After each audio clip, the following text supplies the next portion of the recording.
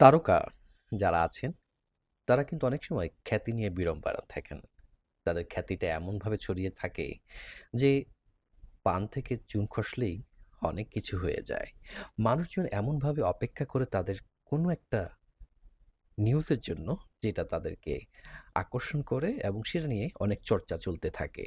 So আমরা যারা content create করি, আ আপনারা যারা দর্শক আছেন, আমাদের কিন্তু অনেক সময় টপিক লাগে যে কি নিয়ে আজকে কথা বলবো এবং আপনারা কি শুনবেন বা কি শুনতে চান বা আমরা কি আপনাদেরকে বলছি সেটা জানার জন্য আপনারা অপেক্ষায় থাকেন।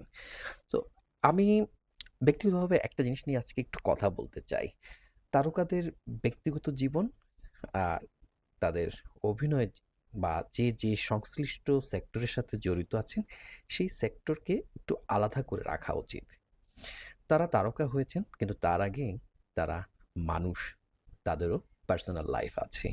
তাদের ব্যক্তি জীবনে কে কি করছেন বা করেন সেটা নিয়ে মানুষের অনেক আগ্রহ থাকে, এটাই স্বাভাবিক।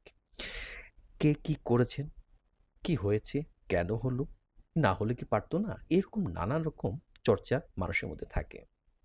পাপারাজি তাদের কাজই হলো কে কোথায় গেল সেখান থেকে ক্লিক করে কোনো পত্রিকায় বা ম্যাগাজিনে বা সোশ্যাল মিডিয়া তো এখন আছে, একটা সময় তো সোশ্যাল মিডিয়া ছিল না, এগুলোতে ছড়িয়ে দেওয়া। আর আমরা দর্শক, আমরা সবাই হুমড়ি খেয়ে পড়ি এবং চর্চায় মগ্ন হই।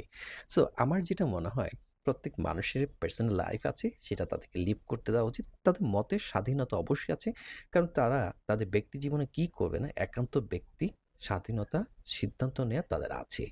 এই জায়গাতে আমার আপনার প্রত্যাশা থাকতে পারে, স্বাভাবিক আগ্রহ থাকতে পারে, কিন্তু সেটা নিয়ে খুব একটা বেশি চর্চা করাটা মনে হয় উচিত না। আমি নিজেও একজন ব্যক্তি, আমারও পার্সোনাল লাইফ আছে। আমি পর্দার সামনে আপনাদের সামনে যখন এসে কথা বলি, ২ একটা আপনারা আমাকে চেনেন বা জানেন, বুঝেন। অনেকে জানার চেষ্টা করেন না, আমি কি বলছি সেটা শোনার চেষ্টা করেন। এটাই তো। কিন্তু তাই বলে কি আমি এই যে কয়েকটা মুহূর্ত আপনাদের সামনে থাকছি, এরপরে কি আমি কিছু করি না? অবশ্যই আমার ব্যক্তিগত লাইফ আছে। আমি অনেক কিছু করি, করার চেষ্টা করি। সো আমাদের ভুল ত্রুটি থাকবে, এটাই স্বাভাবিক। মানুষ আমরা, আমাদের ভুল ত্রুটি থাকবে। তো আমরা চেষ্টা করি ভালো থাকার জন্য। মানুষের সামনে ভালো থাকার জন্য, ভালো কিছু বলার জন্য, ভালো কিছু করার জন্য। এখন উনারা তারকা হয়েছেন বলে কি উনারা কোনো কিছু করতে পারবেন না? এই জিনিসটা না আসলে আমার কাছে একটু অড লাগে।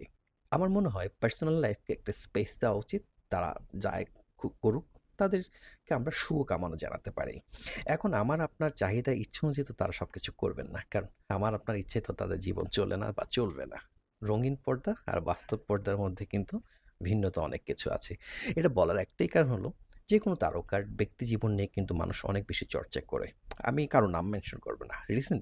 রিসেন্টলি আ বাংলাদেশের ২ জন অভিনেত্রীর ব্যক্তিজীবন নিয়ে একটু চর্চা হচ্ছে।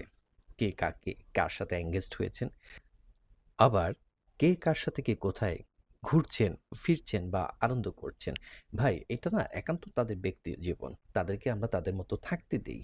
এই যে এতটা বলার একটাই কারণ হলো, তারা নির্দিষ্ট সময়ে পর্দার সামনে আমার আপনার সামনে উপস্থিত হন। এর বাইরে তো তাদের নিজস্ব জীবন আছে, তাদের চাওয়া পাওয়া আছে, তাদের ইচ্ছে আছে, তাদের অনেক হাসি আছে, দুঃখ আছে। তো তাদেরকে তাদের মতো লাইফটা লিভ করতে দেওয়াটাই মনে হয় ভালো। আমাদের এই পরচর্চা, পরনিন্দা, এই জিনিসগুলো তাদের জীবনে অনেক এফেক্ট আসে।